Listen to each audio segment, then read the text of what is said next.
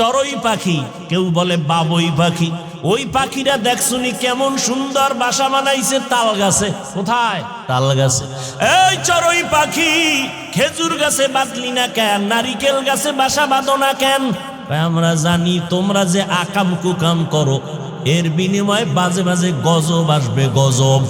ওই গজবে নারিকেল গাছ ভেঙ্গে যাবে, খেজুর গাছও ভেঙ্গে যেতে পারে, কিন্তু সহসয় তাল গাছ ভাঙবে না।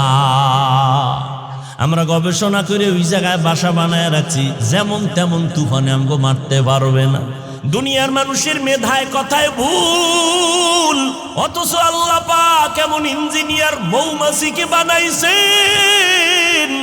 মৌমাছির বাসাতে তাকাইয়া দেখো, এত সুন্দর মৌমাছি বাসা বানায় গাছের ডালায়, নিচে কোনো রশি দিয়া বাঁধাও নাই। একটা মৌমাছির বাসায় 20 কেজির উপরে মধু থাকে, ঠিক নি? মধুর বোতলগুলো খোলা, নিচের দিকে এক ফোঁটা মধু গড়াইয়া পড়ে না। ওরা এমন সুন্দর বিল্ডিং বানায় রাখছে, ওদের বেডরুম আলাদা, ড্রয়িং রুম আলাদা, ডাইনিং আলাদা, বাথরুম আলাদা, মধু রাখার বোতলগুলো আলাদা। সব মধুর বোতলের মুখ খোলা, নিচে এক ফোঁটা মধু পড়ে না। ওদের কামরা রুমগুলোর কোনো আঁকা বাঁকা নাই। আমেরিকার মৌমাছির বাসা, সুন্দরবনের মৌমাছির বাসা এক জায়গায় করে দেখো, মনে হয় জানো এরা সবাই এক মাস্টার, আমার আল্লাহর ছাত্র। মানুষ তুমি কতটাই যে দুর্বল, মেধার বেলায় দুর্বল, খানার বেলায় দুর্বল, চলার বেলায় দুর্বল, ধর্মীয় লাইনে দুর্বল, দুনিয়ার লাইনেও তুমি দুর্বল। এমন একটা মানুষ জমিনে নাই যে স্বয়ং সম্পূর্ণ। আমি কোরআনের তর্জমা জানি, কোরআন পড়তে জানি, যে পড়তে জানে না সে দুর্বল। আবার আমি পড়তে জানি, তর্জমা জানি না, যে পড়তে জানে তর্জমা জানে না, তর্জমা জাননেওয়ালার কাছে সে দুর্বল। আর একজনে তর্জমা জানে, ব্যাখ্যা জানে না, তাফসীর জানে না, ওই বান্দা তাফসীর কারকের কাছে দুর্বল। আবার আমি তাফসীরও জানি, কিন্তু কোরআনের আয়াত দিয়া হাদিস দিয়া ফতোয়া দিতে পারি না, আমি ফতোয়ার কাছে দুর্বল। আল্লাহ দুনিয়াতে প্রত্যেকটা মানুষের দুর্বল বানায় রাখছেন। আল্লাহ দুর্বল বানাবার কারণ, এক কারণ হলো আল্লাহ বেশি মহব্বত করে এই দুর্বলতার কারণে। ঘরের ভিতরে বাচ্চা আছে, শিশু, মা বাবা ভাই বোন সব বড়, কিন্তু মা বাবা বড় ছেলেরে এত ভালোবাসে না বাচ্চাটারে যত ভালোবাসে, ঠিক নেই? আল্লাহ কয় আমি শক্তিশালী বাঘের এত ভালোবাসি না, দুর্বল মানুষের যেই পরিমাণ ভালোবাসি। আমি জিনের এত ভালোবাসি না, মানুষের যত ভালোবাসি। আমি ফেরেশতাকে এত ভালোবাসি না, মানুষ তোমারে এত ভালোবাসি। আমি বড় আদর করে তোমারে বানাইছি, আমি আল্লাহ বড় মোহাব্বত করে তোমারে বানাইলাম। তোমার মর্যাদাটা সবার উপরে দিয়ে দিলাম। ফেরেশতারা তোমার গোলাম, জমিন তোমার গোলাম, আসমান তোমার গোলাম, সূর্য তোমার গোলাম। ও বান্দা, এগুলো সব তোমার গোলাম বানায় দিলাম। এই বেটা, মাস্তানি করো, টাকা পয়সা, গাড়ি বাড়ি, বাতাস, সূর্য সব তোর গোলাম বানায় দিছি। এমনি তুই গাঞ্জা খাবি, মদ পান করবি, এই জন্য এগুলো দেওয়ার পেছনে কারণ নাই। আল্লাহ বলেন এই কারণটা যদি উদ্ঘাটন না করো, তাহলে আমি করায় গন্ডায় গলায় পাড়া দিয়া সব নেয়ামতের হিসাব নিব। সুম্মা লাতুসআলুন্না ইয়াউমাইযিন আনিন নাঈম। ও বান্দা, তুই এত সম্মানের জায়গায় আসছো, ফেরেশতারা এত সম্মানের জায়গায় নাই। তুই দুর্বল মানুষটা এত সম্মানের জায়গায়। তোর সম্মানের কারণে, তোর দুর্বলতা আছে, এরপরও তোর সম্মান। এ কারণে শক্তিশালী বাঘ তোর গোলামি করে, বাতাস গোলামি করে, সূর্য গোলামি করে। ও বান্দা, এমন সম্মান আমি আল্লাহ তোমারে দান করলাম।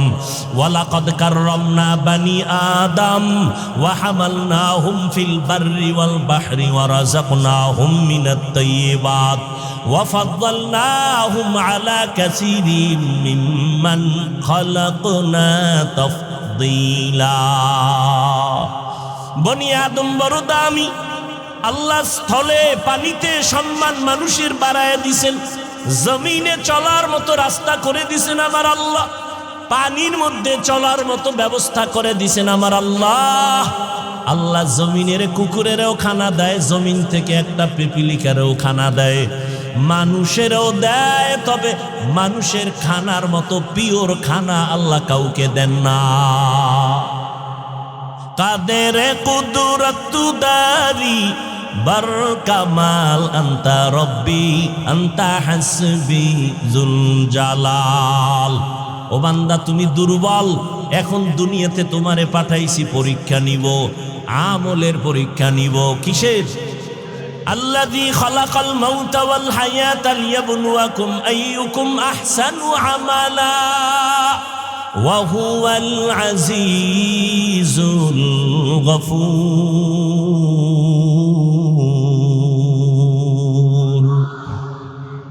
আল্লাহ বলেন আমি দুনিয়াতে তোমার হায়াত দিয়া পাঠাইলাম, মৃত্যুর সাথে তোমার পরীক্ষা নিব কারা আমল করে ভালো। বেশি আমল লাগবে না, ভালো আমল লাগবে। আহসানু আমালা বলেছেন, আকসারু আমালা বলেন নাই। আমলের পরীক্ষা নিব, দেখবো কারা ভালো আমল করে। বেশি আমল করে এটা দেখবো না, ভালো আমলটাই দেখবো। ও বান্দা দুনিয়া পরীক্ষার হল, এই দুনিয়াতে থাইকা তোমার আমলি জিন্দেগি সুন্দর করতে হবে। কিন্তু একদিকে তুমি দুর্বল, অপর দিকে তুমি যতই আমলের লাইনে আগাইতে চাইবা, তিন দল শয়তান তোমার পেছনে টানবে। কয় দল? এক শয়তান জিন শয়তান, আর এক শয়তান নফস শয়তান যেটা ভেতরে আছে, আর একটা শয়তান হলো মানুষ শয়তান। তিন দল শয়তান পেছনে টানে, তুমি জানো জান্নাতের পথে আগাইতে না পারো। ওদিকে তুমি ব্যক্তি হিসাবেও দুর্বল, মেধার দিক থেকেও দুর্বল। এমত অবস্থায় যদি তুমি শান্তির জীবনের দিকে আগাইতে চাও, একা একা সম্ভব না, অন্যের সাহায্য লাগবেই লাগবে। লাগবেনি? এখন সাহায্যটা যে লাগবে এটা তো নিশ্চিত। তবে সাহায্যটা কার থেকে নিব? সবাই বলবে আল্লাহর থেকে। কথা সত্য, কিন্তু এই কথাটা বাস্তবে আপনাদের অন্তরের কথা না। সাহায্য কার থেকে নিবেন? সাহায্য কার থেকে চাইবেন বলেন? আল্লাহর রসুল সাহাবায়ে কেরাম সাহায্য চাইছেন কার কাছে? আপনারা কার কাছে চাইবেন? আল্লাহর কাছে না? কিন্তু আল্লাহর কাছে কি চান? যদি মুসলমানেরা আমার সোনার বাংলার আল্লাহর কাছে চাইতো, তাহলে 52 বছর আগেই জমিন থেকে সুদী এনজিও পালায় যেত। পালাইছে না আরো বাড়ছে? বলেন। আল্লাহ দুই দল মানুষের সাথে খুব রাগ। কয় দল? খুবই রাগ। বলে কেমন রাগ? আল্লাহ কয় রেডি থাকবে ইমান, তোর সাথে আমি আল্লাহ নিজে যুদ্ধ করব, রেডি থাক। এক দলের কথা আছে কোরআন শরীফে, আর এক দলের কথা আছে বুখারী শরীফে। কোরআন শরীফে যেই দলের সাথে আল্লাহ রাগ, ওই দল সুদখোরের দল। আসতে বলেন কেন? বুখারী শরীফে যেই দলের সাথে আল্লাহ যুদ্ধের ঘোষণা দিছেন, ওই দল হলো যারা ওলিয়া উলিয়া মানে না, ওই দল। এ বিষয়ে বিস্তারিত বয়ান আমার ভিন্ন জায়গায় আছে। তাহলে সাহায্য লাগবেই, এটা তো আমরা নিশ্চিত। এখন কথা হলো সাহায্য কার থেকে নিব? সেই ক্ষেত্রে তাল মিলেন না, বুঝেন। নিজের অন্তর থেকে বিবেক দিয়ে কাজ করবেন, বুঝে শুনে এটার ফলাফল ভালো। আর আবেগে করবেন, এটার ফলাফল ভালো না। আচ্ছা, নিজের অন্তর যদি বলে যে এটা ঠিক, বুঝার পরে তাহলে ওদিকে মন আগায় যায়। এবার বুঝার চেষ্টা করি, সাহায্য তো আল্লাহর থেকে নিব, কথাটা এভারেজ বলে দিলাম, কিন্তু একটু ভালো করে গবেষণা করে দেখি তো। তিনটা দুর্বলতা যাদের মধ্যে নাই, তাদের থেকে সাহায্য চাইতে দেরি, পাইতে দেরি না। কয়টা দুর্বলতা নাই? এক নাম্বার, যার পেছনে টান নাই। নাম্বার 2, যার অভাব নাই। নাম্বার 3, যার স্বার্থ নাই। এই 3 গুণে গুণান্বিত ব্যক্তিদের কাছে চাইলেই দেরি নেই, পেয়ে যাবে। এবার দেখেন তো পৃথিবীতে এই 3 গুণ ছাড়া কে আছে? পিছনে টান নাই এমন কোন মানুষ আছে? আমারে সামনে আগাই স্ত্রী বলে টাকা দাও, সন্তান বলে দাও, মা বাবাই বলে দাও, তাহলে আমি যত আগাইতে চাই পেছনে টান আছে না নেই? বলেন। নাম্বার 2, অভাব নাই। একজন মানুষ দেখান তো পৃথিবীতে কার অভাব নাই? বরং যে যত টাকার মালিক তার অভাব তত বেশি। গরিবের অভাব 100 টাকায় সমাধান, কোটিপতির লক্ষ টাকায় সমাধান হয় না। কথা ঠিক নেই? বড় লোকের বাড়ি আছে 5 তলা রংপুর, এরপর মন ভরে না, বাড়ি আরো লাগবে। গরিব একটা খেরের করে থাইকাও কোনো পেরেশানি নাই। দুনিয়াতে অভাব ছাড়া কোনো মানুষ নাই। 3 নম্বরে দেখো, এই জমিনে একজন মানুষ আছে কিনা যার স্বার্থ নাই? এই রংপুরের মানুষেরা বলো, কার স্বার্থ নাই? কার নাই? পিসাবগো নাই না? পীর সাহেব যারা, এগো কোনো স্বার্থ নাই। কথা বলেন না কেন? মানে এরা আরো বেশি স্বার্থওয়ালা। মুরিদেরটা খাইয়া স্বর্ণের বাড়ি বানায়, ঠিক নি? আমি 2 জন মানুষ পাইছি স্বার্থ নাই। কয়জন? দেখেন তো আপনার যুক্তিতে অ্যান্সার দেয় কি? 2টা লোক পাইছি স্বার্থ। একজন আমার আম্মাজান, একজন আমার, বলে না ঠিক? কিন্তু সোনার বাংলায় যা দেখলাম, এই 2 জনও স্বার্থপর। কেমনে স্বার্থপর এটা বুঝার জন্য ইন্ডিয়া যাওয়া লাগবে না। সোনার বাংলা কমপ্লিট আমাকে দেখাই দিছে। মা বাবা থানায় গিয়া মামলা করে সন্তানের বিরুদ্ধে, কি স্বার্থ? মা বাবা সন্তানের রাতের ঘুমে জবাই করে, প্রমাণ নাই? আবার সন্তান মা বাবাকে জবাই করে। একজন বাবা কত বড় বেঈমান, নিজের আপন মেয়েকে হোটেলের মধ্যে ঢুকাইয়া বলে, আজকে তুই আমার মেয়ে না, তুই আমার স্ত্রীর মতো। আরো জোরে বলো। আমি কি মিথ্যা বলছি? তোমরা ফেসবুকের গোলামেরা দেখো না এগুলো? করোনায় দেখো নাই?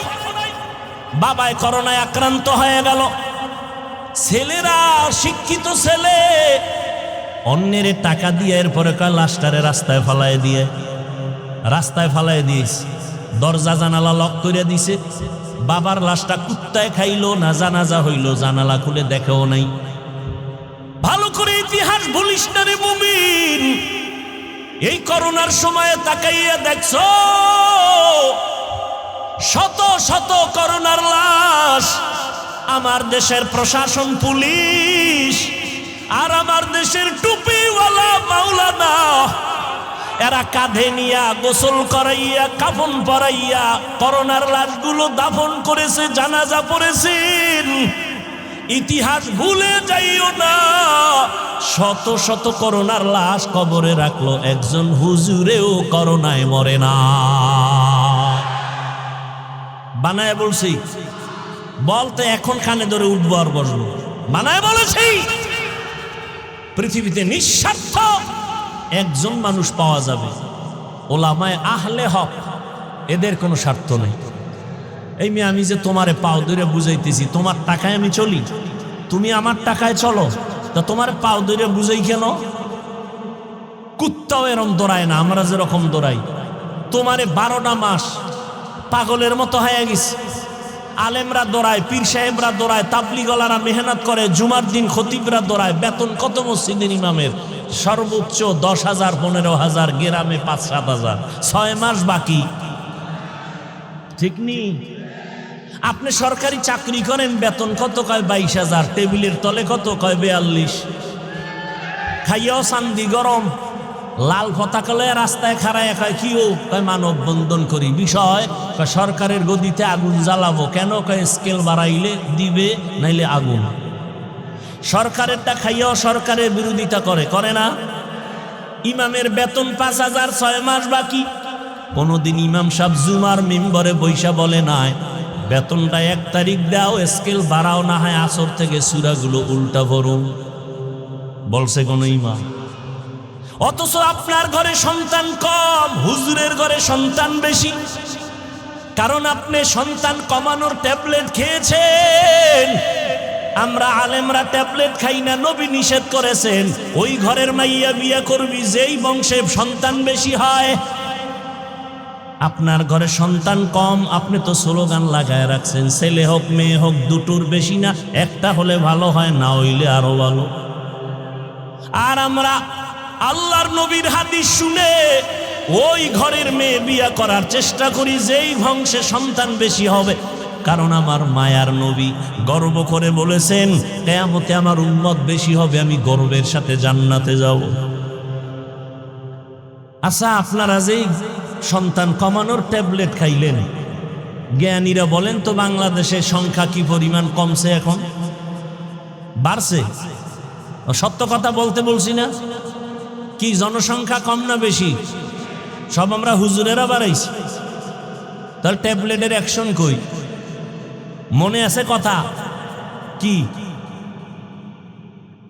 শুরুতে বলছিলাম, মনে নাই? আল্লাহ চাইলে সব হয়, বান্দা চাইলে কিছু হয় না। জিন্দগি মে বন্দগি তু কর নাহি, জিন্দগি মে বন্দগি তু কর নাহি,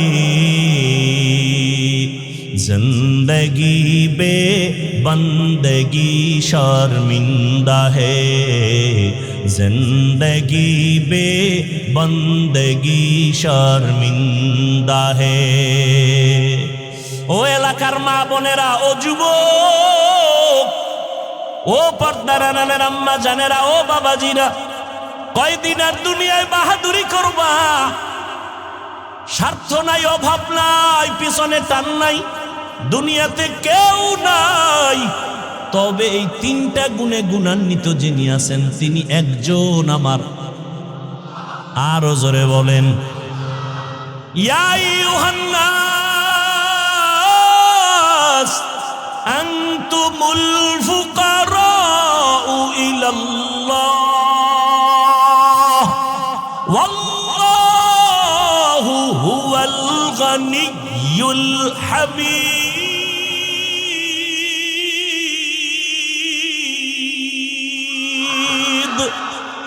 गर तवक्कुल मी कुनी हर सुबह शाम, मेरा सानाद रिज़्क़े तू अज़ला मकाम।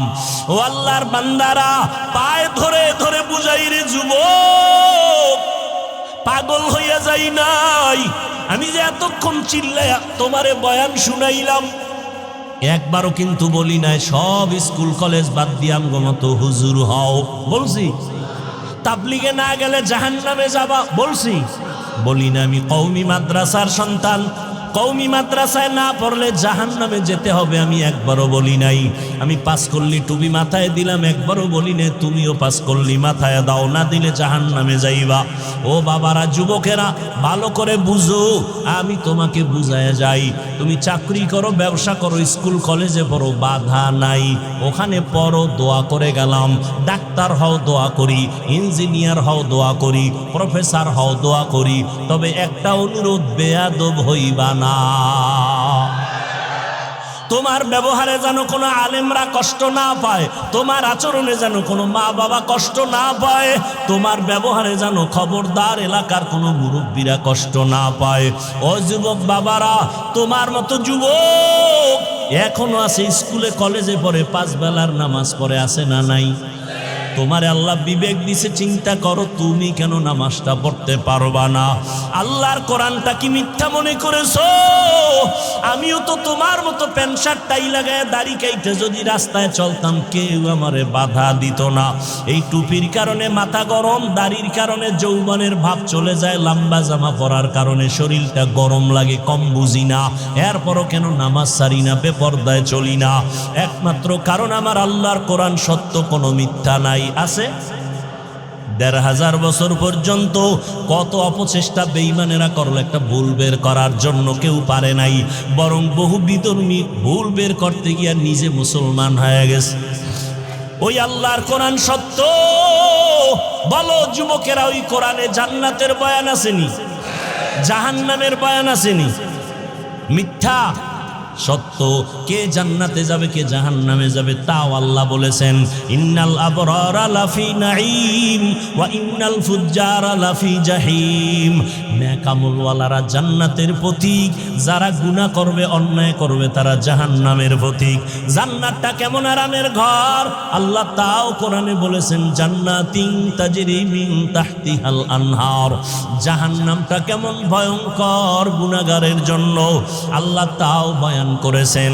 ওয়াইলুল লিকুল্লি হুমাযাতিল লুমাযা আল্লাযী জামাআ মালান ওয়া আদ্দাদা ইয়াহসাবু আন্না মালাহু আখলাদা কাল্লা লা ইউনবাযান্না ফিল হুতামা ওয়া মা আদরাকা মাল হুতামা নারুল্লাহিল মুকাদা আল কারিআতু মাল কারিআ ওয়া মা আদরাকা মাল কারিআ ইয়াউমা ইয়াকুনুন নাসু কাল ফারাশিল মাবসুস। এই সূরাগুলো জাহান্নামের বয়ান। আলহাকুমুত তাকাসুরু হাত্তা যুরতুমুল মাকাবির। এই সূরাগুলোর বাংলা তরজমা পড়ে দেখি, ওরে বাবা কোরআন মোবাইলে ডাউনলোড করো, বাংলা কোরআন তরজমা পড়ো, জাহান্নামের আয়াতের বর্ণনাগুলো আছে। ওই জাহান্নাম কত ভয়ঙ্কর। মায়ার নবী আম্মা জান আয়েশা বলেন, আমি দেখি আমার ঘরে নবী বয়ে বয়ে কান্না করেন। আম্মা জান আয়েশা বলেন, নবী আপনি আমার ঘরে বসে কাঁদেন কেন? আমি আয়েশা বেয়াদবি করলাম নাকি? নবী বলেন, না আয়েশা বেয়াদবি করো নাই। তাহলে কেন কাঁদেন? নবী বলেন, আয়েশা হাসরের ময়দানে ভয়ঙ্কর অবস্থার কথা আমার মনে পড়েছে, এই জন্য কান্না করি। আমার উম্মতের কি উপায় হবে? হাসরের ময়দানটা তো ভয়ঙ্কর হবে। আম্মা জান আয়েশা বলেন, ইয়া রাসূলুল্লাহ কেমন ভয়ঙ্কর? নবী বলেন, এই জমিনটা হবে কিয়ামতের মাঠ। এই জমিন আল্লাহ পাক আদালত কায়েম করবেন। সূর্যটা মাথার উপরে চলে আসবে, সূর্যের গরমে জমিনটা তামা হয়ে যাবে। ও রংপুরের মুসলমানেরা, সূর্যের গরমে আর সহ্য করতে পারো না রে মুমিন। ওই সূর্যটা বিজ্ঞানীরা বলে 9,30,00,000 মাইল উপরে সূর্য। দিনে ছিল রাতে নাই, তারপরও গরম লাগে। এসির বাতাসটাও ঠান্ডা বের হয় না, ঘরে ঘরে এসিটা দুর্বল হয়ে যাইতেছে।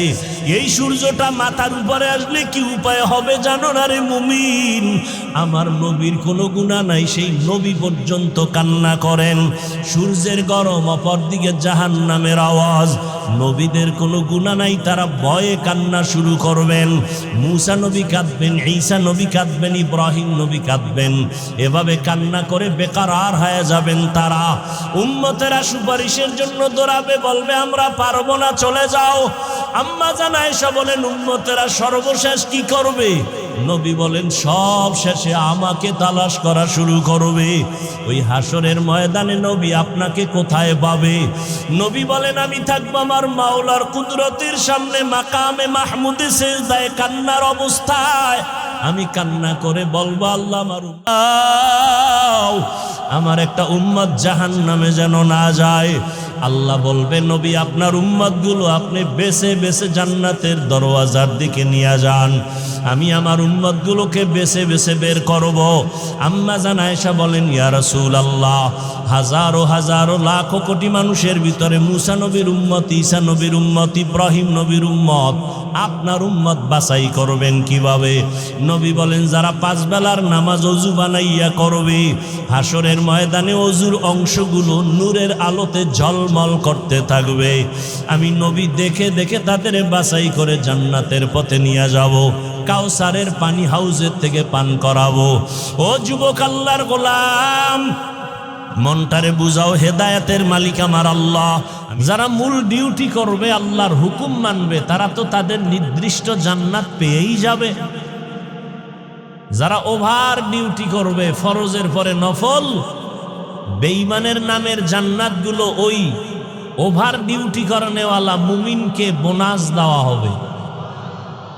আতিনা ফি দারে দুনিয়া না হাসান, আতিনা ফি দারে উকবানা হাসান, ইয়া গিয়াসাল মুস্তাগীসিন হদিনা লফতিখারা বিল উলুমে वल गिना हर गोरी देने को तू तैयार है, जो न मांगे उससे तू बेजार है। জান্নাত আল্লাহ মুমিনকে দিবেন, কোনো বেঈমানকে দিবেন না। যদিও সব বেঈমানের নামে জান্নাতে আলাদা আলাদা ঘর, কিন্তু কোন বেঈমান ঈমান না থাকলে জান্নাত পাবে না। ওই জান্নাতগুলো ওই সমস্ত মুমিনকে দিবেন যারা শুধু মূল ইবাদত করে না, ওভার ডিউটি করে, নফল পড়ে। 5 বেলার নামাজ দৈনিক মুমিনের জন্য মূল ডিউটি। ইশরাক, আওয়াবিন, চাষ, তাহাজ্জুদের নামাজ হলো ওভার ডিউটি। রমজানুল মুবারকে রোজা রাখা মুমিনের মূল ডিউটি, ফরজ। বৃহস্পতিবার, সোমবার দিন আরাফার রোজা রাখা, মুহররমের রোজা রাখা, এটা ওভার ডিউটি, নফল। ধনীদের জন্য জীবনে একবার বাইতুল্লাহ জিয়ারত করা, হজ করা, এটা মূল ডিউটি, ফরজ। ফাঁকে ফাঁকে উমরা করবে, এটা ওভার ডিউটি, নফল। ধনী মানুষ বছরে বছরে একবার যাকাত দিবে, এটা মূল ডিউটি, ফরজ। মাঝে মাঝে গরিব, এতিম, অসহায়, মাদ্রাসা, মসজিদ, মানুষের কল্যাণে রাস্তাঘাট, কালভার্ট মেরামতের পেছনে টাকা ব্যয় করবে, এটা ওভার ডিউটি, নফল। যারা ফরজ আমলের পরে নফলটাও চালাবে, আল্লাহ বেঈমানের বানানো নামে নামে জান্নাত ওভার ডিউটি করনেওয়ালা মুমিনদের বোনাস দিয়ে দিবেন। চালাক বাঙালি কয়, কি বাঙালি? চালাক। শুধু চালাক না, অতি চালাক। চালাক ভালো, অতি চালাক ভালো না। অতি চালাকের আর এক নাম বেয়াদব। বলেন, অতি চালাকের আর এক নাম বেয়াদব। অতি চালাক যারা, তারা কি বলে জানেন? কয় আমার ছোট একটা রুম হলেই তো হয়ে যায়, যে ছোট জান্নাত পাবে 10 দুনিয়ার সমান, তাহলে আবার বোনাসের দরকার কি? আছে না নাই? আছে না নাই? অতি চালাক। রমাজান চলে গেল, এই প্যান্ডেলে বহু আশেকে রসুল আছেন, রমাজান পেয়েও রোজা রাখে নাই। এমন কোন আশেক এখানে নাই? কেন রাখে নাই? ওই অতি চালাকে বলেছিল, আমার ঘরে কি ভাতের অভাব, আমি রোজা রাখবো কেন? আমরা কি ভাতের অভাবে রোজা রেখেছিলাম? আমরা আল্লাহ পাওয়ার জন্য রোজা রেখেছি।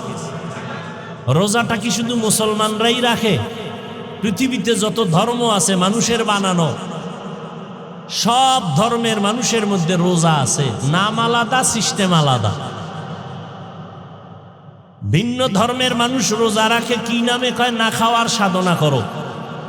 কোন কোন ধর্মে এমন আইন আছে, না খাইয়া থেকে সাধনা করে করে যদি মরে, বিনা হিসাবে স্বর্গে যাবে, জান্নাতে যাবে। তাহলে না খাইয়া থাকার সাধনা সব ধর্মে আছে। আমাদের ধর্মে না খাওয়ার সাধনা না, বরং না খাওয়ার মধ্য দিয়ে আল্লাহ পাওয়ার সাধনা। এরকম আশেকে রসুল ছিল, রোজা রাখে নাই। আর একদল কপাল পরা ছিল, রোজা রাখছে ঠিকই, তারাবি পড়ে নাই। এমন আশেক নাই? আবার কিছু আশেক ছিল, তারাবি পড়েছে ঠিক, পুরা তারাবি পড়ে নাই। আছে না নাই? আল্লাহ হেদায়াত দান করুন। ওভার ডিউটি যারা করবে, তারা বেঈমানের বানানো জান্নাতটাও পেয়ে যাবে। রহমতের নবী বলেন, জান্নাতীরা জান্নাত পাওয়ার পর অন্তরে কোনো আফসোস থাকবে না, একটা মাত্র আফসোস থাকবে, আমি আরো একটু যদি আমল বাড়ায় করতাম, আমি আরো ভিআইপি জান্নাতটা পেয়ে যাইতাম। ভিআইপি জান্নাত, ভিআইপির কোনো সীমানা আসেনি? কোনো সীমানা নেই। যত সুন্দর শেষ নাই, আরো লাগে, আরো লাগে, আরো লাগে। আল্লাহ বলেন জান্নাত মুমিনরা পাবে, এজন্য মুমিনকে বললাম সাহায্য প্রার্থনা করো। সাহায্য প্রার্থনা কেন করবে? ওই ব্যক্তি অন্যের সাহায্য প্রার্থনা করে যে নিজে চলতে পারে না। আমরা কি তাই? আল্লাহ বলেন হ্যাঁ, তোমরা তাই। তোমরা এতটাই যে দুর্বল। ওয়া খুলিকাল ইনসানু যায়ীফা, আমি আল্লাহ ইনসান জাতিকে দুর্বল করে বানাইলাম। মানুষ তুমি সৃষ্টিগতভাবে দুর্বল, খানার বেলায় দুর্বল, ঘুমের বেলায় দুর্বল, মেধার বেলায় দুর্বল। মানুষের মতো দুর্বল করে কোনো প্রাণী আল্লাহ আর বানান নাই। মানুষ এতটাই দুর্বল, একটা পিপিলিকার কাছেও আমরা দুর্বল, একটা মশার কাছেও দুর্বল। আল্লাহ পাক বলেন, বান্দা তোমাকে আমি দুর্বল করে বানাইলাম। একা একা তুমি সম্পূর্ণ জীবন যাপন তুমি করতে পারবা না। চলতে গেলে সহযোগিতা লাগবে, খানা খাইতে গেলে তোমার সাহায্য লাগবে অন্যের সাহায্য ছাড়া, সহযোগিতা ছাড়া তুমি একা একা চলতে পারবা না। কারণ আমি আল্লাহ তোমাকে সৃষ্টির থেকেই দুর্বল করে সৃষ্টি করেছি। তুমি শারীরিকভাবেও দুর্বল, তুমি মেধার দিক থেকেও দুর্বল, খানার বেলায় দুর্বল। একটা চিড়িয়াখানায় বাঘের খাদ্য তালিকায় লেখা আছে দৈনিক একটা বাঘের খাদ্য হলো 17 কেজি গোশত। রংপুরের কোনো মানুষ 3 বেলায় 17 কেজি খেতে পারবে না? পারলেও ধাক্কা ধাক্কি তো আর কম করে না। একটা বাঘের খানা 17 কেজি গোশত।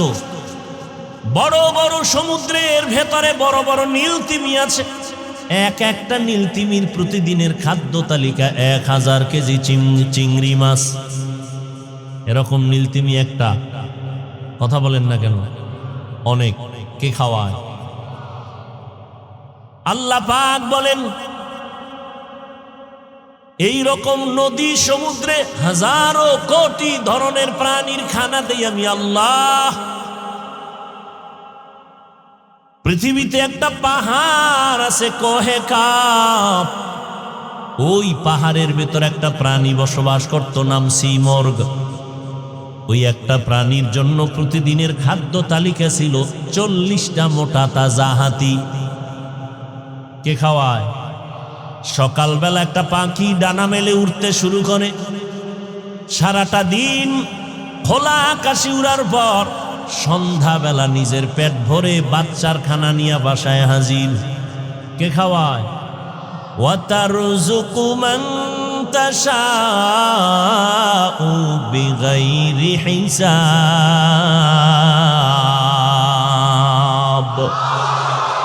गर तवक्कुल मी कुनी हर सुबह शाम मीरसाना रिज़्क़े तू अज़ला मकाम जुज़बा हक़ ची ज़े मखाज़ इंसो जा फज़ले उआ मस्ते दर जुमला जहा। মানুষের মতো দুর্বল কিছু কোন প্রাণী আল্লাহ বানান নাই। পিপিলিকাগুলো এত দুর্বল, এর থেকে মানুষ আরো বেশি দুর্বল। ওরে মানুষ, পিপিলিকায় যদি একবার মানুষের সাথে রাগ করে, মানুষ আর কোনোদিন খানা খেতে পারবে না। প্রত্যেকটা খানায় দেখবে পিপিলিকার হামলা। মশায় যদি মেজাজটা গরম করে মানুষের সাথে, আর মানুষ যদি চ্যালেঞ্জ দেয়, মশার সাথে আগাইতে পারবে না। একটা বনিয়াদম ঘুমানোর কোনো সুযোগ নাই। কোটি কোটি কর্মচারীরা আজ কোটি টাকা ব্যয় করে ফ্যাক্টরিতে কাজ করে, একটা মশার সাথে যুদ্ধ ঘোষণা দিয়া, মশা বলে তোরে খাবো, বলে খাইতে দিব না। এই জন্য মশারি, এই জন্য কয়েল, এই জন্য স্প্রে। আর এই সমস্ত কোম্পানির মধ্যে কত পরিমাণ কর্মচারীরা কাজ করে, বেতন খায়, মশার কারণে পেটে ভাত আসে। এরপর মশার সাথে যুদ্ধে পারছে কেউ বিজয় হইতে? পার্লামেন্টে ঢুকলে এমপি সাহেবের কার্ড আলাদা দিতে হয়, মশার কোনো কার্ড লাগেনি। কালা পোশাক গলায় যদি বলে অনুমতি ছাড়া ঢুকলি কেন, বলে সিপাহে যখন ঢুকবো টের ভাবি অনুমতি কারে কয়। ঠিক নি? মানুষ তুমি এতটাই দুর্বল, একটা মশার সাথেও তুমি পেরে উঠবা না।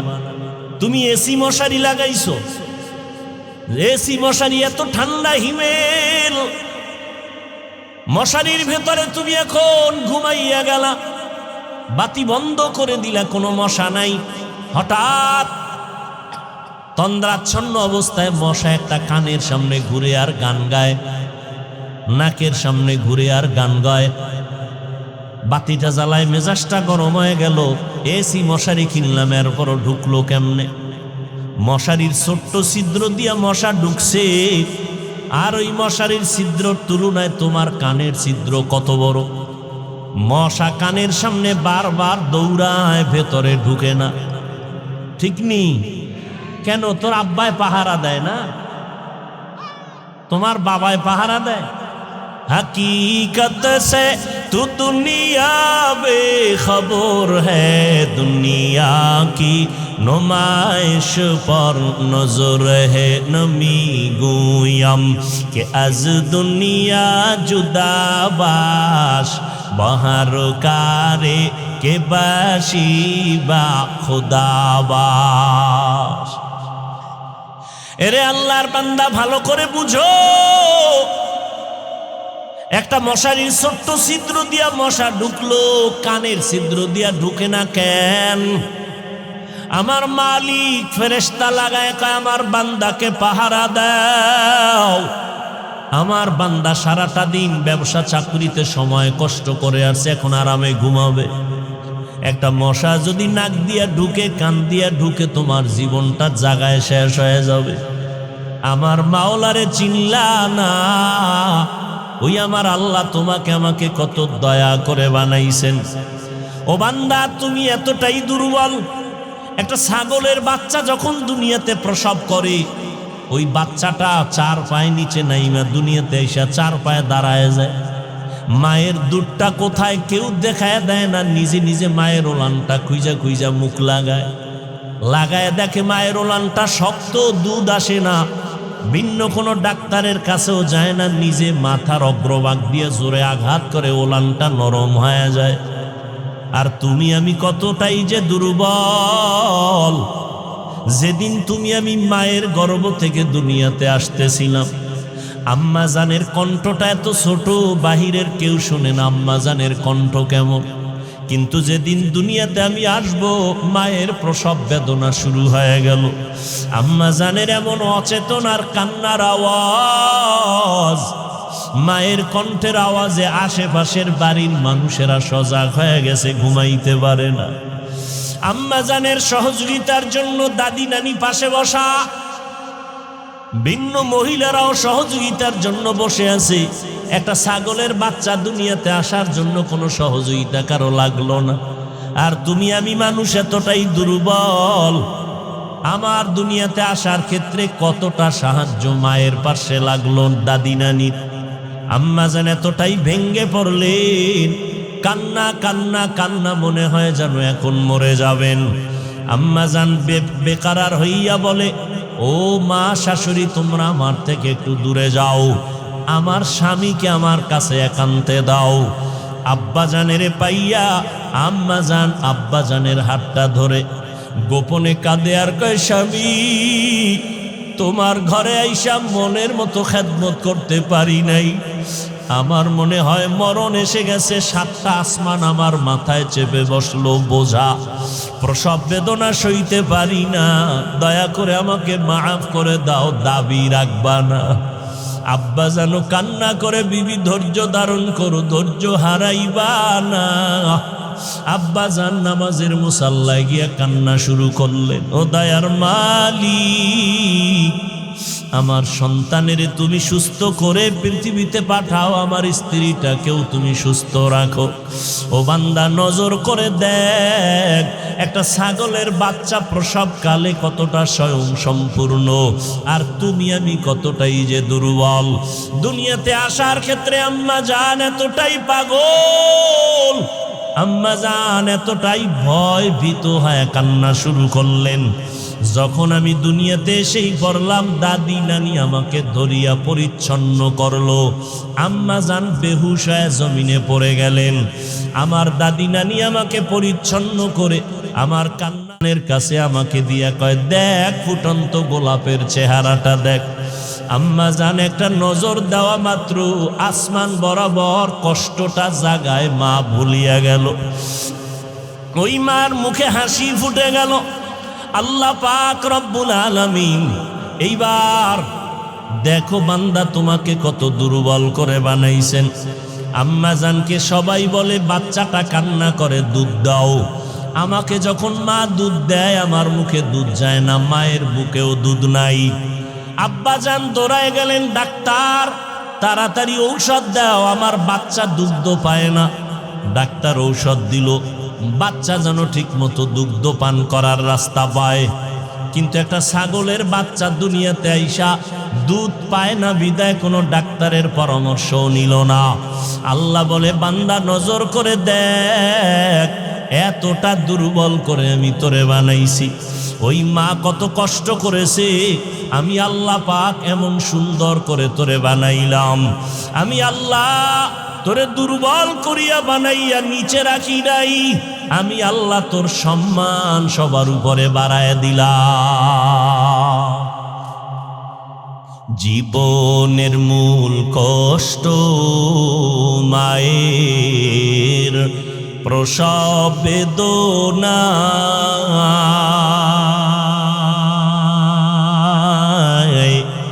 সাত আসমান সাত জমিন তখন মায়েরই মাথায়। জীবনের মূল কষ্ট মায়ের প্রসব বেদনা,